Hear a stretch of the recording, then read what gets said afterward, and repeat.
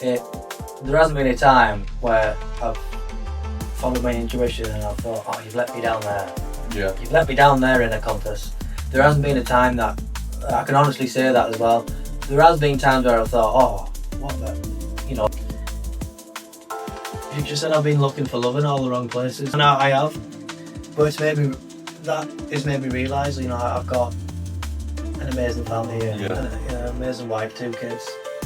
And that really hit home. I was like, wow, because part of me wanted to come back for nostalgic purposes. And I think, you know, speaking honestly, I thought I was going to stay here.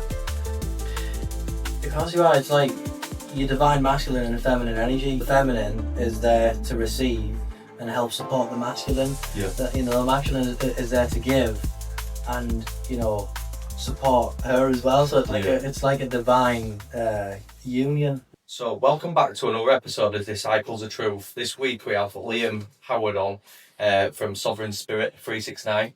And it like a last minute pulling, wasn't it? But thanks for coming on. Yeah. Thanks for coming on. Yeah. How did your journey start, really? Like awakening. Yeah, Spiritual awakening. Funny one that, like, because I was initially thinking, was it this, was it that? I think it started when I just followed my heart. Yeah. And I actually met my wife whilst I was in the military. I served in the army, and all of my like parts of my brain, my ego were like, oh, she lives in a different country, it's blah blah blah, all of these different, you know, which for me is quite a lot. Yeah, guilty. I just decided to just follow this feeling and was like, you know, fuck all that. Like, Yeah. I don't know. No, I was like, no, like I'm not listening to that, and I think that is probably when it began. Yeah.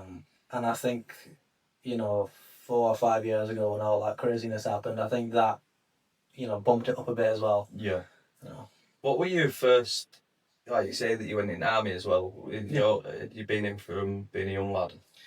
No, that's a story in itself, but real quick, I wanted to join as soon as I left school. Yeah. I actually wanted to join the Marines at first. Yeah.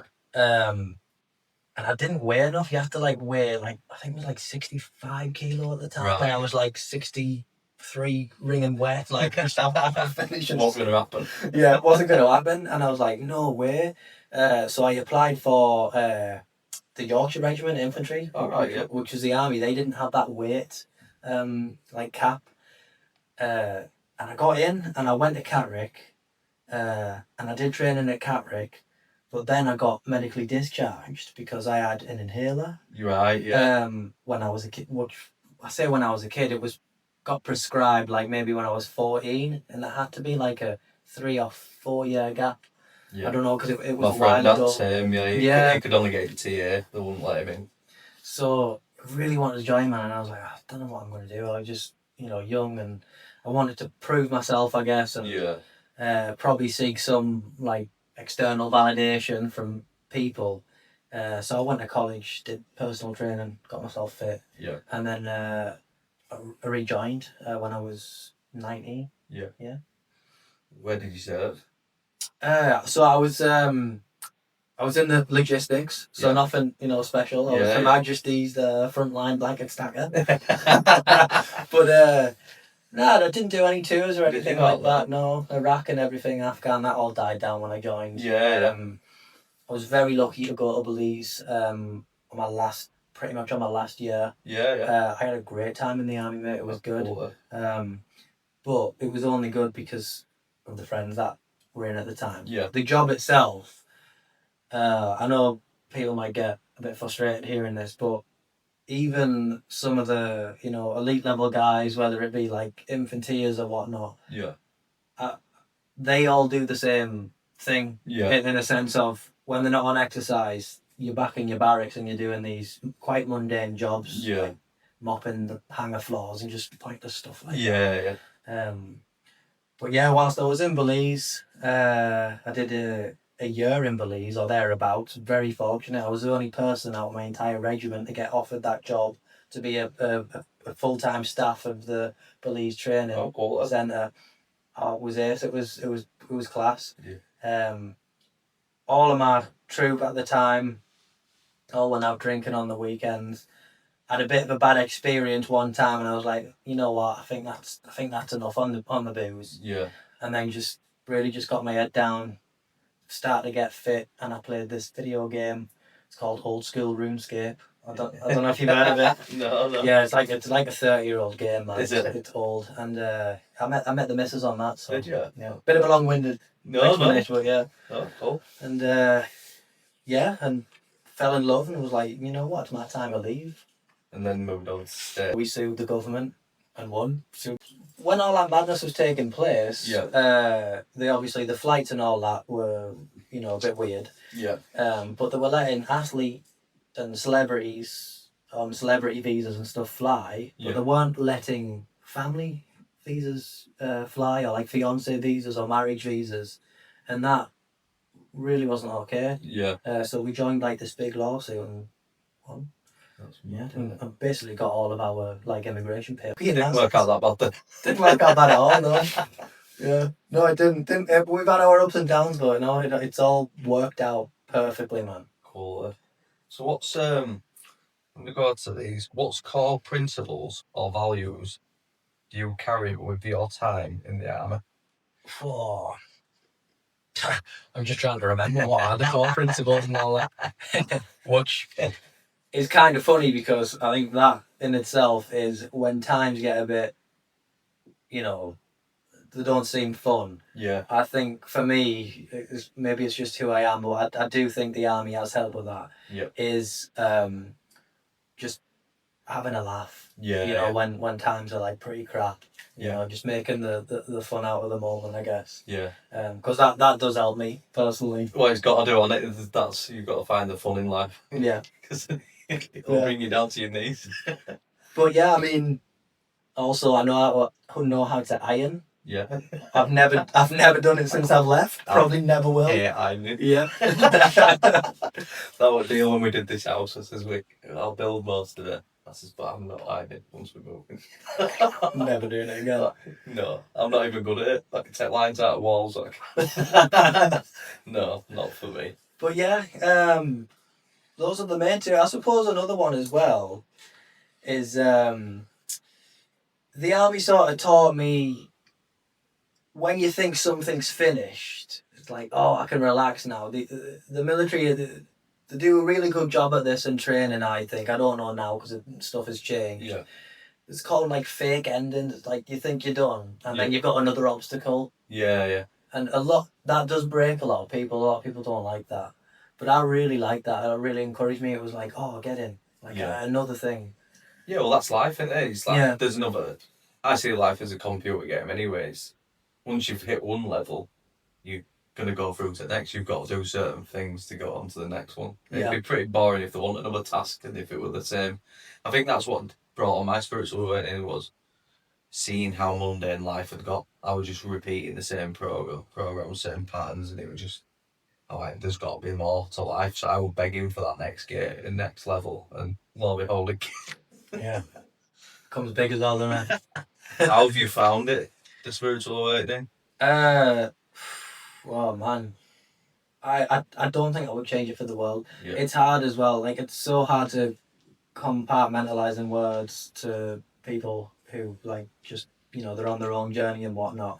But I think the best way I'd describe it is just like like when you're a kid. Yeah. I'm not speaking for every child out there because I know there's probably some children that have had like awful upbringings and stuff. But there was a time when I was a kid when I just little snippets of looking back where I just like whatever this is, Earth, whatever you want to call it, it just felt magical. It felt like I was like, wow, this is amazing. Yeah. And then as I got older, all of that like went away, and I was like looking at the adults like what, like you bothered about like a 905 and a car, and but like we've got like what is this? Yeah.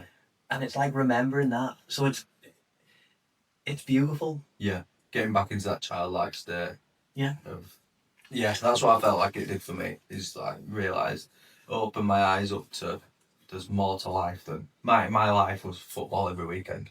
Like that's all it was. Yeah.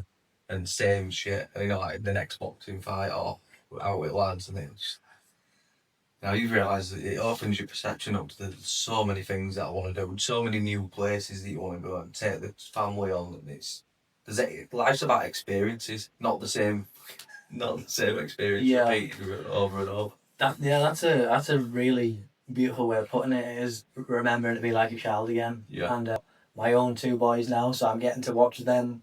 Yeah. Through my own eyes, which is a beautiful thing as well. Yeah. And I mean, learn a lot from them every day. How is fatherhood thing? Because we were on about off air, weren't we? About what's the two biggest spiritual awakening lessons, and you were like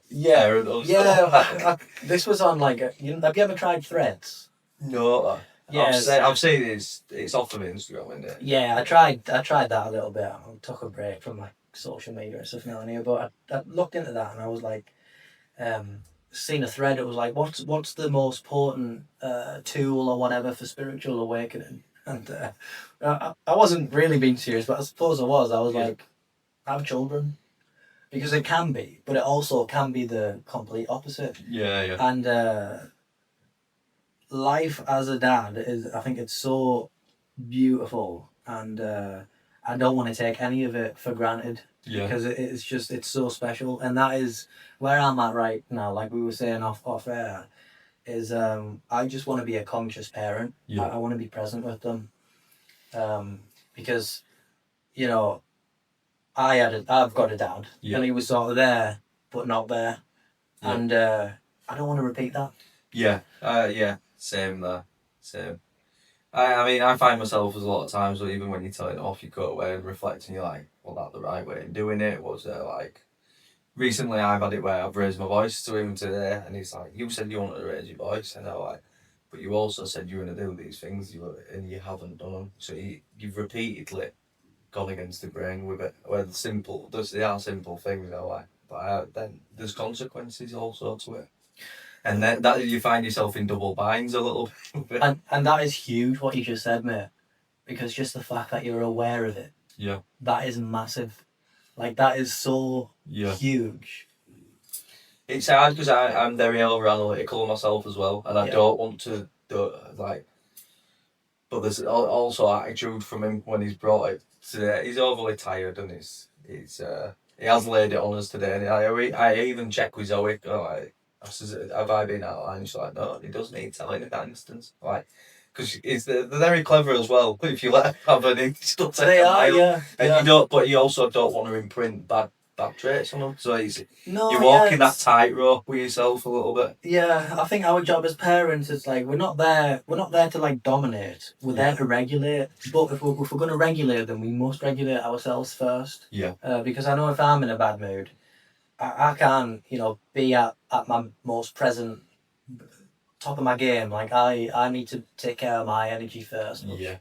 I think is Yeah, Zoe's mentioned that other day. She went, you are not great if I'm not great. And it's very rare if Zoe's not, if Zoe's maybe a bit hot-headed with it, which is very rare, but she's like, you'll flip straight away, you'll go off my energy rather than be grounded down into it. Yeah. It's hilarious. That is something that I've definitely experienced with me and Cecilia, but I think it's just because you're so not I don't want to say codependent. Maybe I am. Maybe I probably am. Yeah. To some extent, but I think because we're so around each other's energy all the time, energy is contagious. Oh yeah, 100%.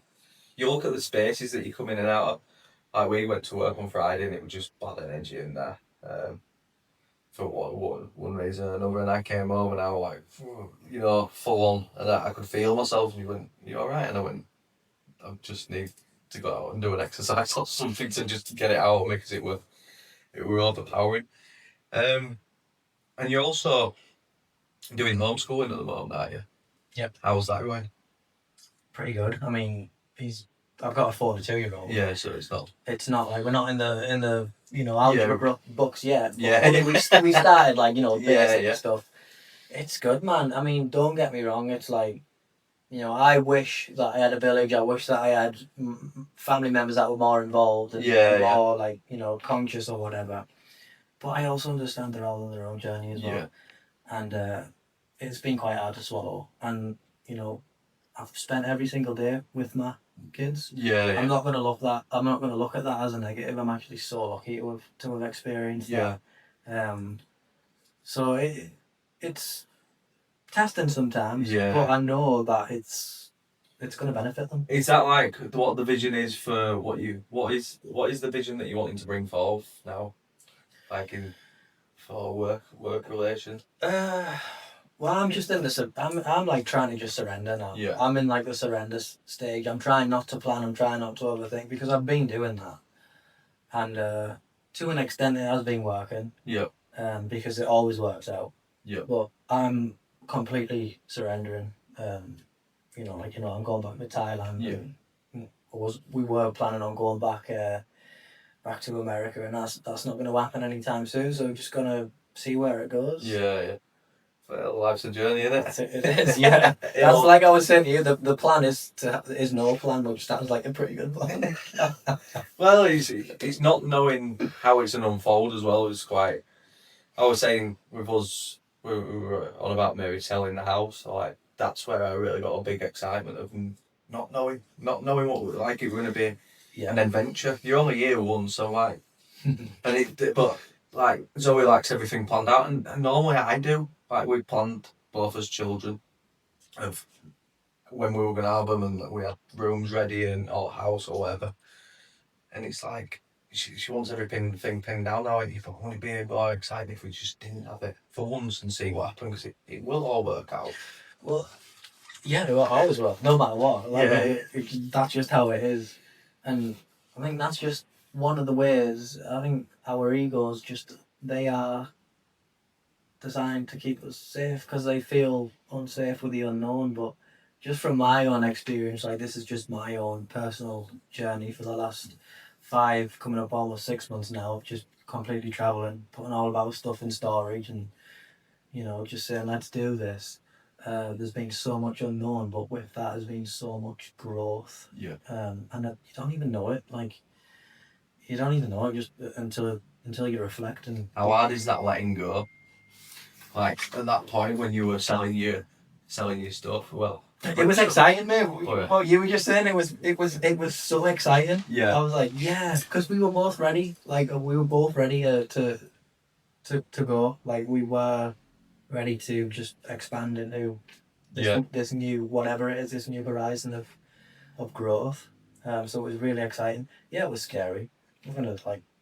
sugarcoat Yeah, there's no problem. It wasn't. It was like it's just scary. I mean, like there's just us. Yeah. You know what I mean? Yeah, family they're there and they're not there, but there is no one's gonna show up for me and my kids like we do. Like me and my wife. Yeah. That's period. I found that recently. Were you finding on your journeys over in Thailand or Bali that there were other conscious parents trying to do the same thing? To be perfectly honest, we were out every day. We actually went to, when we were in Bali, that was amazing. They do well over here. It's like a cafe where you can get food and all that, and then they've got like an outdoor like climbing frame and That's my idea. And swimming pools and all this stuff for kids, and basically babysitters, like members of staff in there, like watching the kids, and it was like soak sheep and stuff. But sadly, no one didn't meet any conscious parents. I also didn't meet no like parents that were kind of like younger like parents as well, but that's all right because I know I'm aligning to that. But I didn't know actually. No. I thought I would as well. Yeah. Especially in Bali, I really thought I would. See, that's the idea that I'm wanting to bring forth at the moment. It's the calf. I want to do it's like a play centre gym, but then it has like slides and stuff, but also calisthenics for parents can work out. For parents as well as the kids, and have an assault course with a time lapse that you can do so you might you might get a free meal. And then all the food is seasonal food as well that's cooked throughout, and like juices and stuff. And then having it big enough for all the chairs to be put away that you have exercise events on a morning, and it can be also hired out on the night and have it as a community hub. That'd be great, man. That's what before I go questing, it's like, do I build one here or do we go elsewhere? Like, We'll see. We'll see. Is there anywhere intuitively that you are feeling? I've just spoke to a couple of people. It's in Leeds, so I've got to go look at them this week.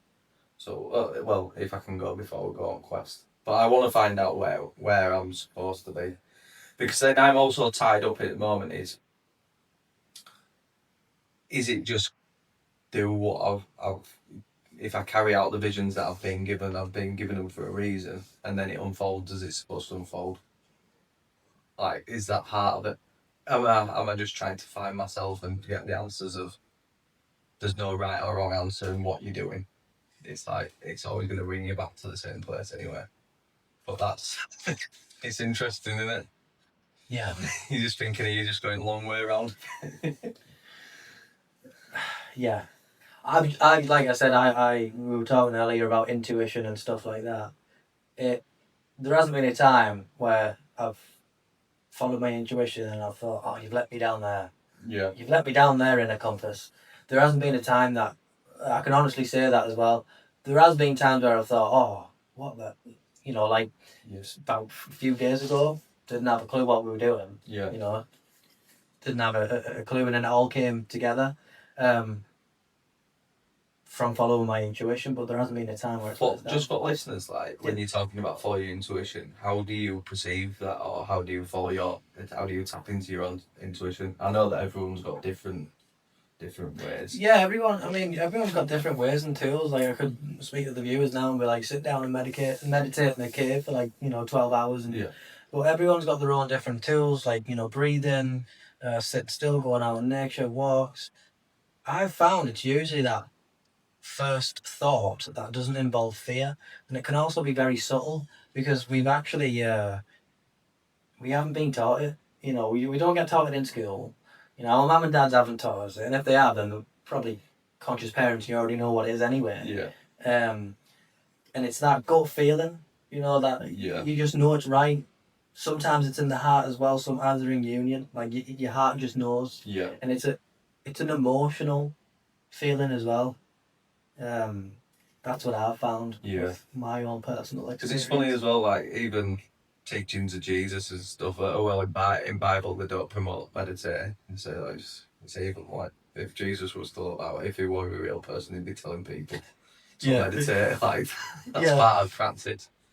Because it is getting to know yourself and like, really double down on what voices are meant for you and what is, like, what you're saying, everything that's trapped to fear isn't what in your sole purpose. It's a funny one, meditation, because I didn't believe it at first either. Like, I didn't believe in any of this, but intuitively I thought, well, how are you going to know, Liam, if you don't actually go and do it? Because, it's like that saying of, like, riding a horse and reading about riding it. You're not going to know what it's actually like if you ride it. It's the experience, isn't it? Yeah. And it's also kind of like paradoxical as well, because if you're meditating and you're looking for an experience, then you're probably meditating, I don't want to say for the wrong reasons, but sometimes you might not have any visions or anything. Yeah. And that's okay too, it's part of the process. Yeah. When I were heavily meditating, there were a strong bit where I was looking for experience because I'd had a couple of experiences like that and I was chasing it. But then once you realise you just let go and it's all about cutting off the attachment of an end product, I think, is when the magic happens, is when you haven't got your mind fixated on how it's going to go, because the universe will always supply a much better ending than what the one that you've carved out anyway. And I think you can put that resistance up to it, can't you? Yeah. It's how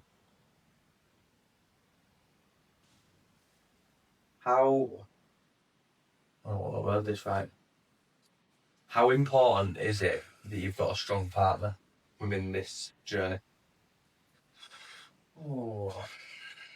And has your relationship grown to, like, coincided together in your belief system, or how did you both? It's both been very, balanced, and there's been times where, I've seen, Cecilia, rise and me fall, and then I've seen her me rise and her fall, and then us both come together, and just from traveling alone into the unknown, right? Like, it seems a bit mad, like what we're doing. We've got kids, we just go near there and everywhere and hoping that it'll all work out.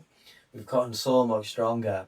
So I'd say it's really important, like, you know, to have like the person closest to you on that similar page, but at the same time, if you're happy on how you are, that shouldn't even matter anyway. No, it's like, because she doesn't get everything that I am doing, but she supports it 100%. Like, Yeah. but it's very hard for Zoe to support some stuff. Like, she hasn't got an outlet to talk to. Like,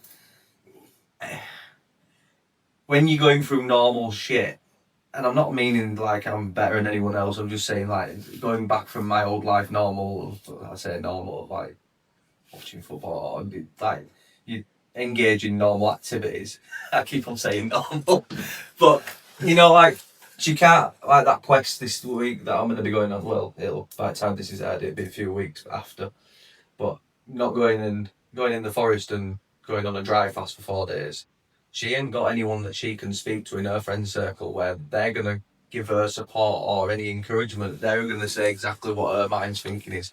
I don't fucking get it. It's weird, but it's more of a quest to find my inner soul. Can I tell you a funny story, Dad? Go on. You know what you were saying there about like normal? Yeah. So, me and Cecilia went in there. You've got to go in a pub in England. I mean, it's been like 5-6 years. Yeah. We went in a pub and had a pint, right? We were sat down, mate, and like, I don't know, it was just like really funny. We were just like, oh, this is what humans do. And then we were like laughing, and we were like, we sound like aliens or something. And we were like, just, oh, it was just really funny. So I know what you mean with that. Yeah. It's like, I got the same person anymore. And I can't even, like now, you driving up and down the UK and you go past pubs and there's mobility scooters outside pubs. There's one outside every single one. Everyone, yeah. Or around the walk. And I'm like, you can see it's poison and it's fucking them up. But they can't see it for themselves. Or they can and they're choosing the hard. I don't know. It's a nice one.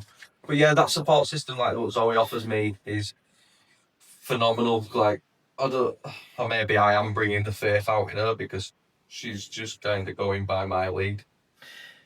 Because you are, it's like your divine masculine and feminine energy. Like this is something that I'm learning with my marriage as well. Yeah. Like the feminine is there to receive and help support the masculine. Yeah. The masculine is there to give, and support her as well. So it's like it's like a divine. Like then that's where I'm seeing the Trinity in it. Is you need that. Like there's days where I think without her I couldn't do any of this. Like she does so much background stuff, and it's like society's teaching you to play against each other and have this bad. Yeah. Being like toxic masculinity, and then also have a woman that works fucking all hours and stuff.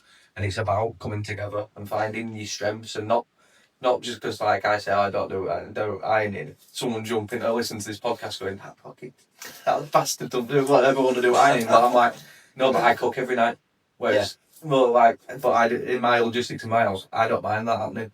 No, I enjoy cooking. She hates cooking. So no one's, when we start comparing other people's lives, and it comes that soap opera of like, they find the tools how to cause conflict. It's like, no, each relationship is complex, but it's how you work it together. Yeah. And it is coming to that agreement in it. And and I think that's where it burns you off from friendships. 100%. And it pulls you to that point of where you know that, like, it's a strong bond. I'm at that point now, and she won't mind if I say this, but if worst comes to worst, and like for whatever reason we split, which I know that's not going to happen. I know I'll be fine. Yeah. I know she'll be fine. And that's actually a really healthy place to be at as well. Yeah. For me, because there's that one point there where if I didn't know if I was going to have enough food for my kids, or pay rent or pay bills. I'm going to be honest. Yeah, yeah. And if she'd have turned around and said, "Leave me, you go and get a job," I'd have done it. Yeah. I'd have gave up on my business, on my dreams. I'd have done it. But now, no. Here at Disciples of Truth, we're proud to partner up with Charlie's Apothecary. Charlie's got some cracking products. I mean, cracking. And to start off with, it'd be cordyceps, and it's the first product I actually tried at Charlie's. It's a dual extraction, and cordyceps is renowned for natural energy booster, helps fight diseases, and it's great for sex drive for those that care to wish, and, and you can wish. But no, on a serious note, I don't like if you're going to gym. If you've got low energy, I don't like the pre-workouts. This is great with a few drops of water. Swig it down, swirl it around your mouth, and off you go. And it can be aided throughout the day. And then the next product we've got is my personal favourite, is the 4 blended salts. Salts gets a really bad rap through propaganda and doctors saying that we overuse it, when it's not true at all. To get the best salts in is one of the most natural ways of getting all the essential minerals into your body flow. So I'd give it a go. And it has Salinas del Carmen salt that originates from the Canary Islands. If you're a adventurer, if you really want to know, it's one of the highest grades that you can have. And then it's got another three blends to go with. And the next product we've got, it really doesn't need an introduction. It's Shilajit. You must see it everywhere. It's got 85 trace minerals. It's good for energy, mental health, and clarity. And this is sourced from the Himalayan mountains. And I've tried many different brands of Shilajit, and I'd put this at the top of the ladder. And it's really nice packaging as well. And then last but not least is the oregano. It's the triple extraction. This is good for boost immunity, gut health, lowers cholesterol, fights inflammation, it aids weight loss. And I've just personally used this. The house got some of his family members got sick, and it kept it off, and I haven't managed to get sick through it. Same again. Put in water, swirl around the mouth. Brilliant products. What you also get from these products is it's handcrafted. He puts a lot of time and effort in and his team. It's UK only at the moment until it expands more. So it's only UK only, postage and packaging. What Charlie also does is he grows his own mushrooms. So we know that they're tried, tested, and they're also for freshness. So hit the link in the bio and go check out Charlie's new website. So all his range of products is on there, and there's something for everyone. So yeah, go check it out, guys. I get what you mean. Like when I started out on this journey, we had the conversation with Zoe when like I went through my spiritual awakening. And and there's just this overpowering thing that's telling me to go on this journey. I don't know what the fuck it is. But I'd already been through all the conspiracy stuff, and that says it's like that again. That says it's more. There's answers to this, and I don't know what it is. But you're either going to stay with me or we're going to grow apart. I said, much as I love you, like there's something in me saying I need to pursue this path. And it was funny enough, like a year later, I started listening to the scenes, and I were like doing what the scenes were doing. That's what it was something that they said. The request when it came in the minds, and they knew they had to follow this path. It says family members and stuff, and friends of theirs, to just be cut away because there was something higher calling them, and that's what's like. It's deep rooted in me, like you wanting to do this quest or whatever it is. Like you said, the fear, like you die on this journey. You know that, like, I know whether it's a physical death or versions of ourselves that have to keep on dying in order to progress, to make sure there's some harmony within your life and the people around you get to enjoy the fruits of your labour on that. I don't know what, you know.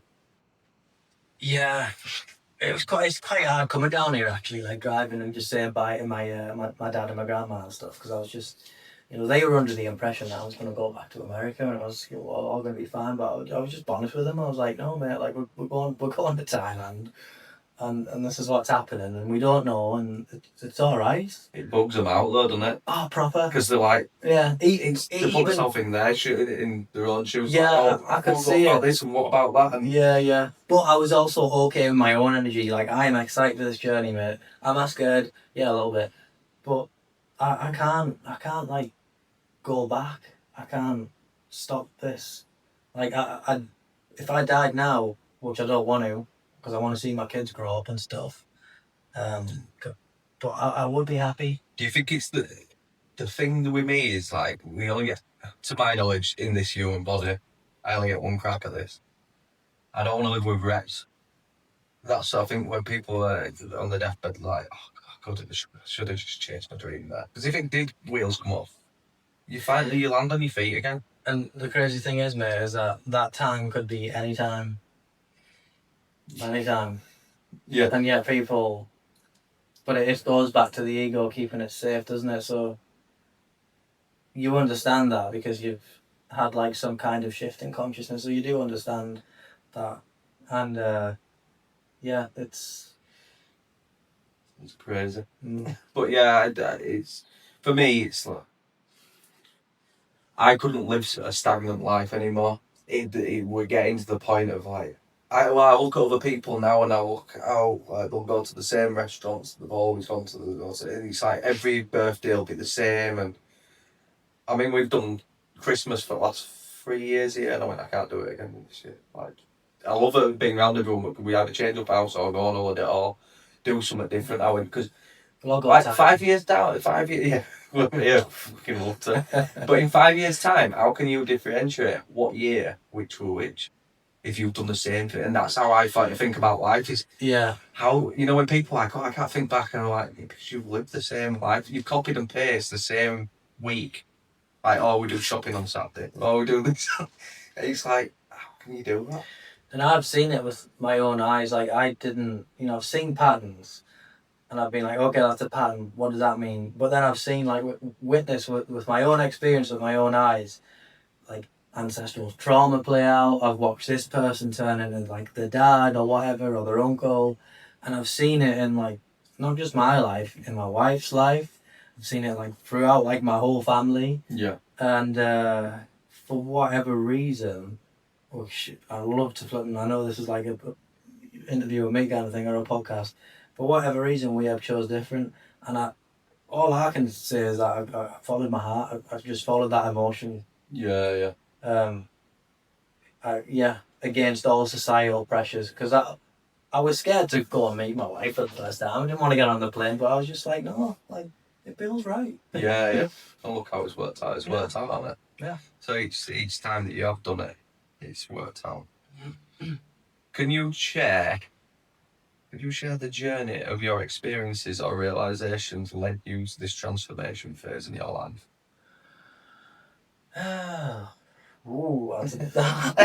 Share my realization or experiences. Well, like I was saying, the realization I've had is when you follow your intuition and inner compass, which everyone has, we're really not alone. Yeah. Everyone, we all have our higher selves within us. Yeah. Like we were talking earlier, the relationship with yourself is the relationship with God, the divine universe, whatever you want to call it. So we're never alone. So just what I've learned is when you do follow that, that subtle, sometimes it can be very subtle, sometimes it can be in your face. That is like being profound for me. And I'm like, I am starting to not just believe it, because I don't even agree with that word, but I know it. Like, I'm starting to know it now just based on my own experience. Yeah. And I can say this to like my family members stuff, and they're gonna be like, oh yeah, but I'm like, still you actually go out there and listen and try it, and even when it's scary, you actually have no idea. So that, I hope that makes sense. I probably went off a little bit. No, it does. It's but people are so close-minded. They've closed their mind off to many possibilities, aren't they, through all that? Like that quote. Yeah. Yeah, mine is like a parachute. It doesn't work if it's not open. And that's just the ego, because they're afraid, man. Yeah. Like, they're afraid. And it's all right, So yeah, it's hard. Because like I keep on changing. She's like, I just stay as you are for a bit. I'm like, I'm not finished. Like, I know that I'm not finished. I don't go on these whirlwinds to be outlandish or like a peacock and trying to fucking show off. I'm like, I'm just not where I need to go. I've seen where I'm going to be going, but I've realised I've slowed it down. I can't get there all in one like hit. And it's like, yourself, and it's like, I am weird. Yeah, but weird means it's just not fitting in. Like, I'm not wanting to fit in with everyone else because the world's broken. You're not gonna fucking change the world being the same as everyone else. Which in itself is weird anyway, isn't it? It's like, just, Yeah, it is. And I want to be more in tune with stuff. Like, I want with stuff like learning about there should be 13 calendar months of each one. There should be 28 days. I want to go back to that calendar that's in with the lunar cycles, which is in tune with the woman's cycles, menstrual cycles. It's like these are all natural things, but we've been taught about all the way from it. Like I tried to wear organic clothing. I tried to go as close as I can with all that shaving that off. Trying to eat real food, like trying to get back into seasonal eating. Try to do all these little things that like we've made life to this point where it's so complex and it doesn't need to be complex. no. We're ones who've strayed so far away, and there's only us who can rebalance it. Yeah. And it takes us making them decisions. Yeah, if someone was getting frustrated, like a family member, I just basically said, coming here, I have noticed a lot of flags, mate, and it is great to see. Yeah. I love seeing all the, you should be proud of your country. Yeah. It shouldn't be a bad thing to have your flag. And, with the marches and stuff, and, you can go on as many marches as you want and raise as many flags as you want, but, Tom and Mary down the road's going to go to work the next day and just continue doing it what they do. But until people, until you take action, which I think I'm doing now, I'm trying my best, I'm following my heart. Yeah. Everyone has that ability. Yeah. Everyone. It's just a question, do they want it or not? Are they going to take action on it or not? It's a really difficult one at the moment because I look at the energy that's stirring up in people, like all the immigration and stuff. I totally get it. Like it is diluting culture. But it's government. I always ask people like, government. I'm like, who's posting all shit on fucking all these news channels? It's the first thing that you hear up. Who owns all that? I'm like, it's the government who owns the media. I'm like, it's government. I'm like, have you ever heard of the ants in the jar? Red ants and the black ants in the jar. They all get along harmoniously until someone shakes the jar and then start killing each other. But that's us. Yeah, that's a good analogy. They just like to shake you all up. When I was talking to some friends, they're like, yeah, I went, look at your body as you're telling me about this. I'm like, do you think more fucking war or you getting angry at that other race? You don't even know you don't know their background. Like, they're going to be just as angry with you because they think you've bombed their families, which it was government. I says it's just the same puppet master playing the same game, and it's going to end up with you two losing lots of your own family where they just fucking laugh away and win and bring in policies that you didn't want to bring in. It's all about cause the problem and running with the solution, and it works every fucking time. Hegelian dialectic. And I love what you said there because you brought up culture. And, me personally, I know we're from a little bit of a different era. I don't know what British culture is. I do, it's just drinking it. It's drinking cocaine. So this is what I'm trying to say to my friend up there. Like, what are you all fighting for? Yeah. Like, what is British culture? It's cups of, for me, if someone asked me, it'd be like cups of tea, soaps, fucking beer and getting on it, and football, cricket maybe and stuff, but and rugby. But so that tells fish and chips, sorry. Yeah, fish and chips.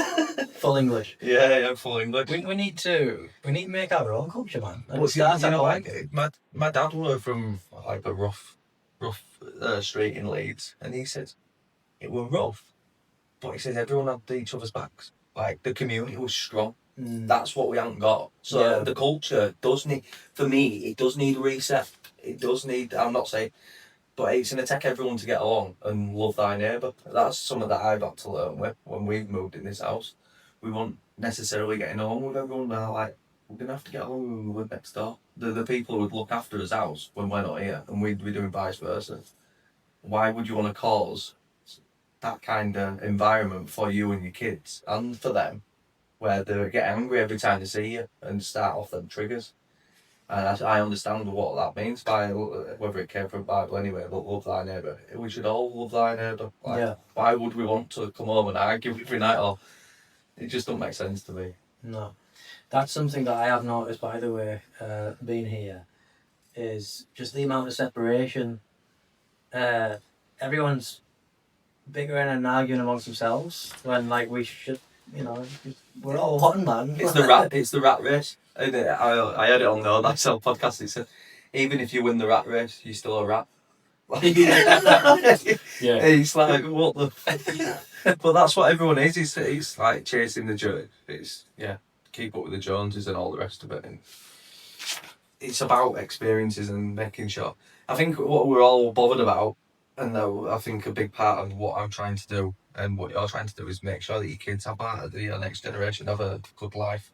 Yeah. So we need to make sure that the environment that we're in is healthy for them to be in, and not so they're sat on tablets at home where you think it's safe. And how do you think that starts? It starts within ourselves, isn't it? Yeah, it's definitely interesting. Yeah.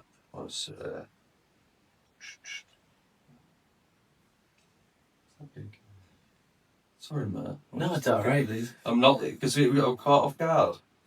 It's all right. The last minute thing. I can make some elevator sounds if you want. Go on, do it. Stay tuned. Be right back after the break. How do you define faith in your life? And what practices or mindsets do you believe are essential for cultivating it? You've come up with some good questions here. From within. What just came to mind there? Perception? Yeah. Is the glass half full or half empty? And that is so powerful because we have the ability to change that whenever. And I've heard, this is another thing that came in my mind because, I'm in England, I've been around family, the stuff that's come up. I've heard from so many people, oh, that's just how it is, or I'm this age. I'm like, your brain doesn't recognise how old you are. Yeah. You're getting triggered and angry over getting caught up in traffic and from probably being a kid, and your body doesn't recognise that if that was like 30, 40 years ago, 30, 40 seconds ago, or whatever. So you can change in an instant. You can change your perception like in a second. Yeah. So that's what I would answer that is perception is so powerful. It's because so many people are shut off mind or like who would, I don't know. When I start to talk to people now, I'm like, why how come you see things differently? I'm like, because you've got to change internally. It's fear. You've got to start also like, that's why I think internet has been a great tool for me, is listening to other podcasts, listening to other people who have different mindsets and like, oh, that's a brilliant way to look at things. I didn't look at it that way.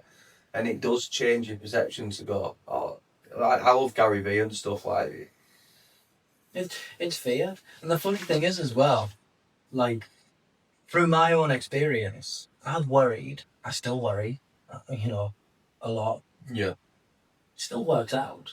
So all that worry, I could have been doing something different with it. I could have been transmuting it. I could have been thinking positively to it. And then, then what would have happened? Worrying is worshipping your problems. I was trying telling my dad that, like, you're going through it fucking not once, you're going through it 100 times because that's what your mind's doing. It's working out all the ways that it goes wrong. I would try to say to my friend the other day, like, can you imagine if, like, next time your mind did that and you were thinking about a certain situation, like, all the ways it could go wrong, just flip it on its head and then think of 6 or more ways it can go right. Pretend you've got all them outcomes, you put them in a deck of cards in your hand, you shuffle it, and then you just throw them to the side. Yeah. It's like, I'm not bothered what outcome comes, but it's like something on that path, and just watch something come out, rather than just clinging on to all these bad ones. Because I think that's what the human mind is. It's a magnet. It is a magnet to the outcomes. Like, the more that we lock on that it's going to be all bad, it will be all bad. Like, whatever way we see it, it will come out that way in some shape or form. Just not the absolute way that we see it. So we manifest to a certain extent, but I don't like to go into, we get exactly what we want, do we? Well, yeah. Get what you need, not what you want, I suppose. Yeah. But I do just quickly want to talk on that. Not so much the manifestation, but like the worrying. I've spent some really heavy emotions like these last few days, and that is, I think, so healthy, just to release all them emotions, in a healthy way. Yeah. I'm not saying, go and punch someone, whatever, but, go out on a walk or whatever you need to do that's healthy to let it out. Yeah. And then just surrender. Because I find when I surrender, that is when, the universe really just says, come on, son. Like, Yeah. here we go. What's your perceptions of the universe and then God? How do you see God, or what is it? How you see it? I see God. I suppose I don't really know. I'll give you an explanation of how I see it. So God. I always find it interesting to know other people's perspective of it. Generate, operate, destroy. The letter O. That's like it's like a perfect circle, man. It's like balance. Yeah. You can't have generation and destruction without the middle ground. And to me, that's why honouring this vessel, which is the relationship with God, is so important. Because if I can be balanced, I know I can, that's harmonious. Because balance is harmony, and this reality, it is a harmonious reality, even though people might not think it is, but it is. From my experience, 100%. Just as you've been saying it today, like I normally fast when we do the podcast, and today, like I've had something to eat, and I don't know eat cheese. I've cut out cheese for a long time, and I've had that, and I've fucking felt my breathing get heavy through it. And it's again honouring the temple. You shouldn't be eating foods that you know that aren't good for you, because it's stopping the natural flow. So if it's stopping the natural flow from down here, and your body's working over, it's leaving less mind power to generate as well, isn't it? what do you think about this? Whatever you eat, if you get like good energy behind it, like, oh, I'm gonna have a chocolate bar now, but I deserve a chocolate bar. It's all right. This is just, what is this anyway? Yeah. Like, I love chocolate. I think it's alright to, for me, with that, if you can just have a chocolate bar and say, yeah, I deserve it, that's fine. Like, but if you're one of them, like, I've been in points where if I've had a chocolate bar, I've just gone on a massive binge. But I've got under control at the moment, which I'm happy with. But I know that I've got to find tweak stuff. I've got to just eat less. I know that I'm gonna go to probably eat once every other day. I know that I can do it. I think this is where I'm looking around society now, and people think that they're gonna fucking drop dead if they go fasting for 2 days, and they're carrying around an extra 4 stone. Like, your body will intuitively start eating that fat. That's what it's been there. Same as mine. I've never been able to get rid of that gut, but I know now I'm gonna have to start doing them 72-hour fast every week. So where the point of it is, I start asking my body to eat into it, because you essentially, who's the person who's programming your body? It's you. Mm-hmm. You're telling your cells what for it to do. If you start intentionally telling your body to do that, I know that bodybuilders do it when they're doing weights. They'll intentionally put all their energy onto their biceps, and they did a study, didn't they, with some people that just meditated on it, and their biceps got bigger than the ones that didn't. Really? Yeah. Just through attention of so that story telling you the mind power, the neuroscience behind it, that we are gods in the flesh. We just don't know. We're scared of our own capabilities. Yeah, and I think when we're so identified with the ego and the human experience, like if we do decide to eat the chocolate and then the McDonald's, and we know that was bad for us, then in a sense, what is the emotional energy behind that? Is it shame? Well, that's going to manifest as disease. It could be manifest as weight or cancer or whatnot. And that's a beautiful thing about fasting, is that you've got the weight loss, but you've also got all of those other benefits as well. Yeah, it's your stem cells turning back online, and it's eating all the bad cells away. What I think naturally, once I've been speaking about with Sam, because I've been told not to eat meat. I know intuitively I shouldn't eat meat. My body kicks out bad smells after doing so. Even my sweat smells differently. All the signs are there, and I get really bad acid reflux from it. Yeah. So my body's acid reflux from it. Yeah. So my body's intuitively telling me we can't deal with this. Yeah, it tastes nice. I've revisited it back. But when you start going against yourself, the universe within you will start to magnetize. Like when you're not being impeccable with your word, your outer world will start to go to chaos because you're conducting, shame and guilt, and you're reflecting that back out, and you're gonna just draw in these lessons of the universe and go slap you to shit. You're gonna get back on your fucking odds, back on track. Yeah. And it's your choice. You can either get consumed by it and be the victim of like, whoa, woe is me. But you unfortunately, fortunately, you have the awareness to get the fuck out of it. It's your choice if you want to progress. It's like when you played it on the computer game, Tomb Raider or whatever you used to play on as a kid. You have to do certain things to go past for certain levels. You can't just go to the next one without doing certain things. And it's that letting go. It's funny, isn't it? It's like all of these things that are like good for us, like exercising, eating healthy, meditation and stuff. The ego makes it hard sometimes. Well, a lot of the times it just doesn't want to do it. Yeah. But it's so good for us. Yeah. And it's like, I can't remember the word for it. It's not discipline. Because I don't like the sound of discipline. It's like, it's part of like honouring yourself or treating it as like worship or like a ritual.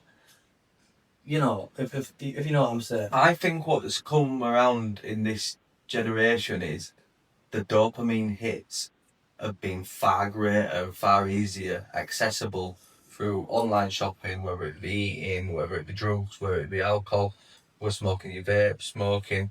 All these things are so much easier than getting your ice baths, meditating.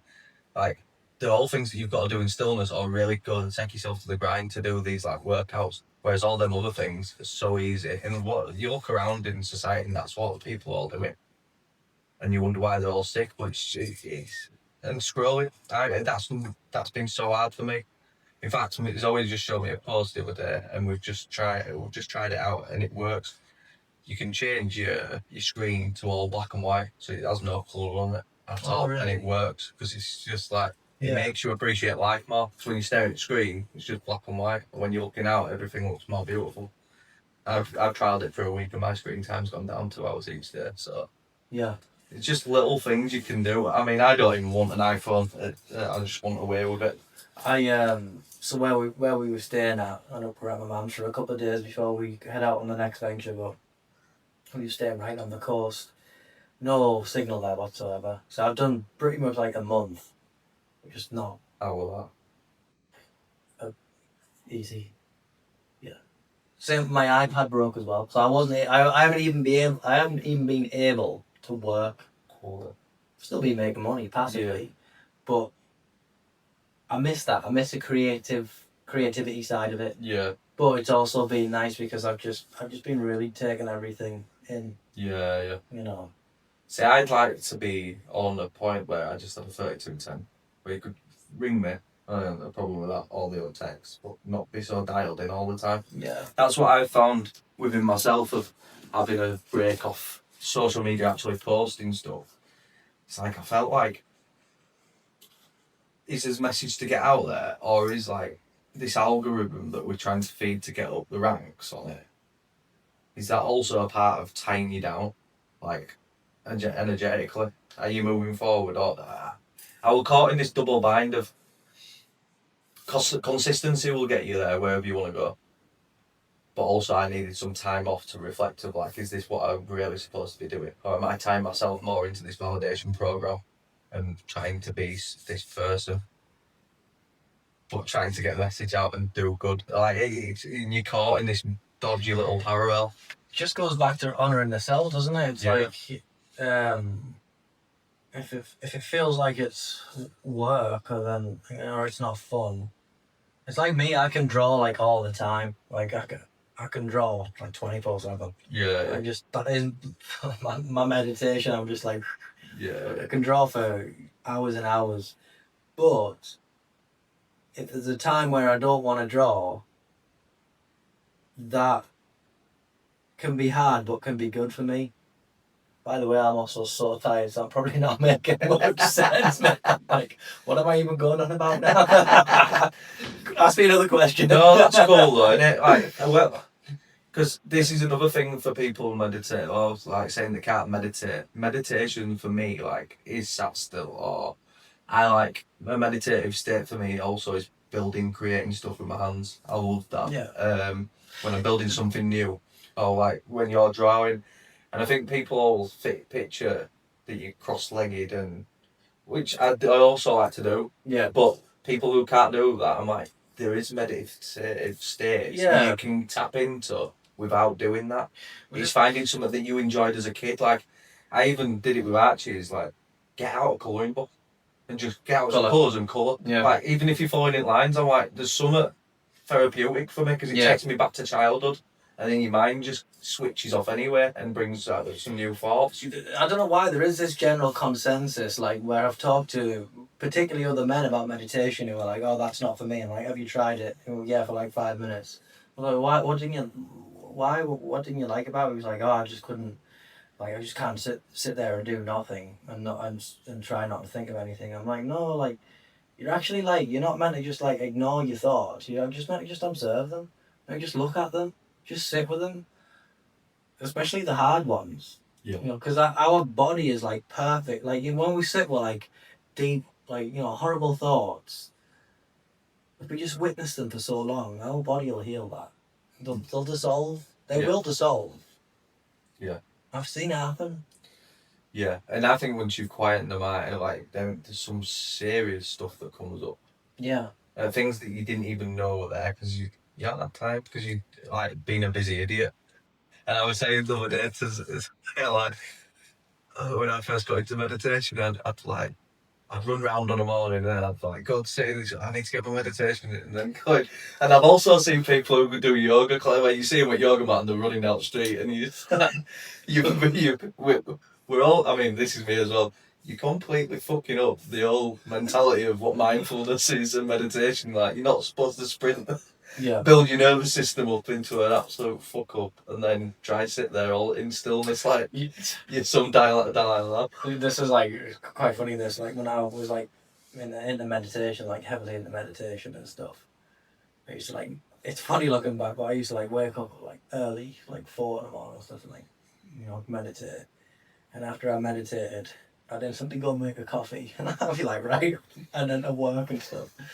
But it's just I'm a lot different now. I just slow it down now, man. Yeah. And I'm not perfect by no means, like at all. Have you found that, like, I've noticed recently, practices that were working 2 years ago aren't working, like, and it doesn't, I aren't doing.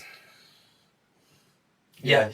I haven't meditated, like me personally, and I know it's good for me. But intuitively, I'm okay with not doing it. I haven't meditated, like sat down. I tell a lie, I did it yesterday. Yeah. But apart from that, it's been since the entire time. I did it I've last been- night for these questions. They all came in like in 20 minutes. Did that? Yeah, I fell asleep and then woke up and and that is first time I've done that in a while. Yeah. That's when my best questions come from it anyway. Yeah. See, I set this intention of like coming to England on this massive quest. I'm like, right, I'm gonna meditate every day and do this and that. Well, actually, the intention that I really set was whatever I get from coming here, I know it's going to be growth, and that's exactly what has happened. Yeah. And I know I've not completely, because we all come off the boat, Yeah. with practices and whatnot. I know I'll get back into it. But it's just, I think that's another thing as well. When you don't do it, don't be harsh on yourself. Because you're not doing anything there. Don't be No. harsh on yourself, and just recognize that you're just a human. And yeah. What's your biggest takeaway then that you've had from the UK coming back? Oh, I just get. Oh, yeah. Not Donna Kebab. No, I get emotional then. It was something my wife said to us. She said it like a few weeks ago. She just said I've been looking for love in all the wrong places, and I have. Yeah. Sorry to hear that, man. No, it's good. But it's made me realise. I've got an amazing family here, Yeah. and an amazing wife, 2 kids, And that really hit home. I was like, wow, because part of me wanted to come back for nostalgic purposes. And I think, speaking honestly, I thought I was going to stay here, Yeah. come back and stay here. And family were going to show up and that. Open arms and all that. Yeah. But as a caveat of that, I've been, really had some really great talks with people. My mum, bless her, she's, going through something, but she's been showing up as best as she can. And I really think everyone is, Yeah. in their own way.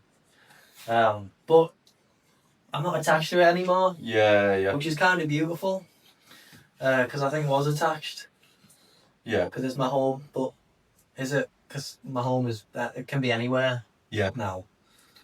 So. Yeah, I think it's getting used to that as well, and it's like as long as you've got your tight knit unit, home is where you place it anyway. As long as you're comfortable, and I think it's getting comfortable with yourself, getting comfortable in being uncomfortable. Like that's what a lot of people are coining the phrase when you're doing exercise and your body's growing.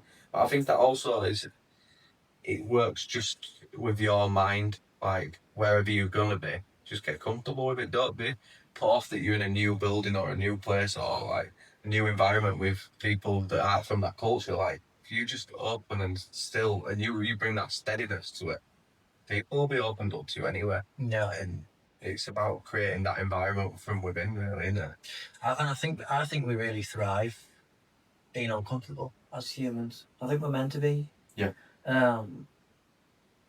Because you're detaching from that ego, desire, safety, and you're trusting in something else. It brings that vulnerability to yourself as well, doesn't it? Like Yeah. that you're more open to more experiences because you're not running the same program of like we all do it, don't we? So, like you do once you're in the same place, it's run on the same program. It becomes this mundane thing, and then you shut yourself off to. Like I've been overstretching recently to like do so much work, and I'm like. It dropped in another podcast that I listened to. It says every time you're overstretching, you're creating no room for new experiences. Like there's no openness. Like you're just smothering yourself because you're saying to the universe that you have to do all these jobs or to get all these tasks done in this certain amount of time. So it leaves no available window for anything spontaneous to happen. I thought that was quite fitting. Yeah. I'm going to take that away with our next adventure because obviously I am want to provide and get in the workload and this and that and the other, but really I don't have to do anything. No. Well, that's what the guy was saying. He says like he only did like 48 hours a week, and he says other times I'll go put myself in like I'll be working out in certain places. I'll change my environment. He says, and I pray and I ask God to put people in my path and or me to be of service. And he went, it's not failed me yet. It's like once you're open to that, it opens up to you.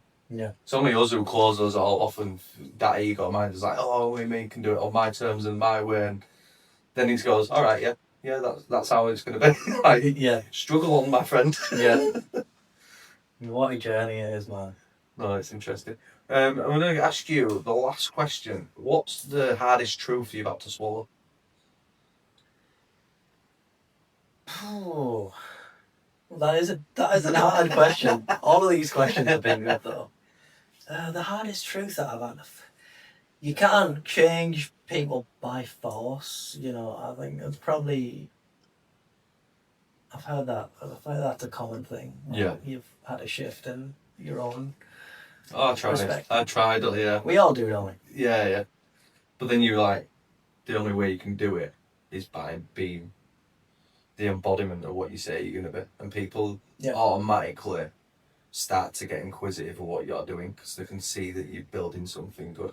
When you're just telling people how to live their lives, they're going to tell you to fuck off. I know I would. If someone came up and went, "Here, mate, you're living wrong. You need to do it this, and this way." You just go, "Fuck off. I don't want that." And that's... and I was trying to do that in another way. I was trying to do it in a nice way, but still, it's been overextended and a bit Mr. Know-it-all. No one likes a Mr. Know-it-all, does it? Yeah, I think that's part of the journey, isn't it? It's like you have this like different shift, and then you're like, look, everyone, and some people, dare I say, a lot of people just like aren't ready for it. It's just too much, Yeah. too fast, and it can be shit scary for them, and it's kind of that is the hardest thing for me, especially with loved ones.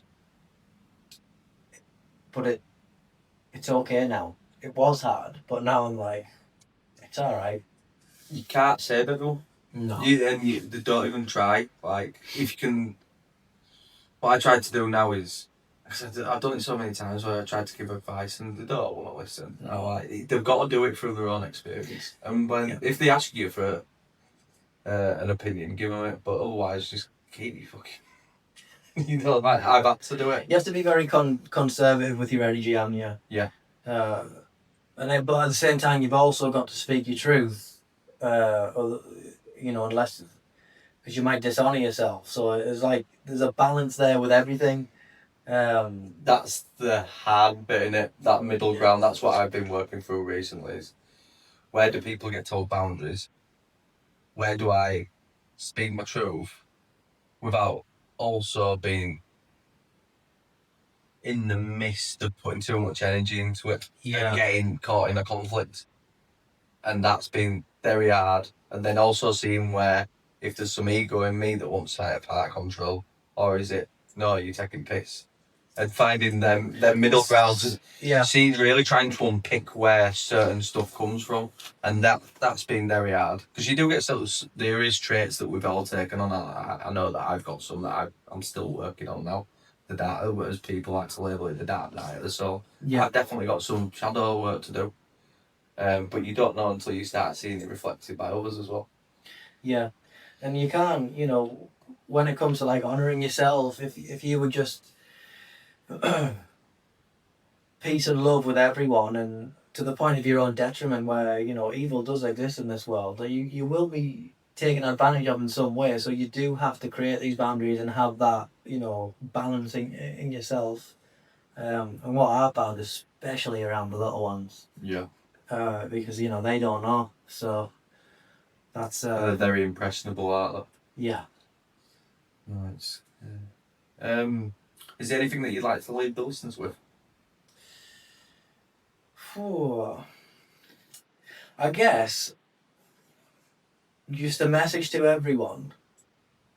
I suppose just follow your intuition, because we all have this in a compass, and like me and you, Craig, we were talking before. It is a very lonely journey, having this shift in consciousness and perspective, awakening, whatever you want to call it. It can be very lonely, but you're not alone, because we've all got our higher selves watching us, our inner compass, and because I know a lot of people are struggling, man.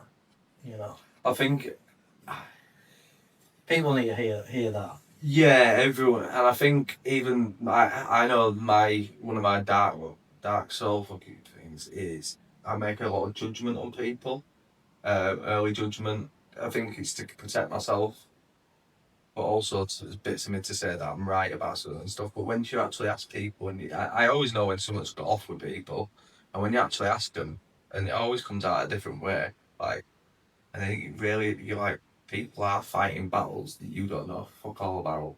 Yeah. Have a bit of compassion. Yeah. Like, you don't have it all sewn up just because he's walking funny and he's like, diet's all out of fucking whack through his own choices, but because he's dealing with all this other stuff, and it's his emotional crutches to eat that food or whatever it might be, drink.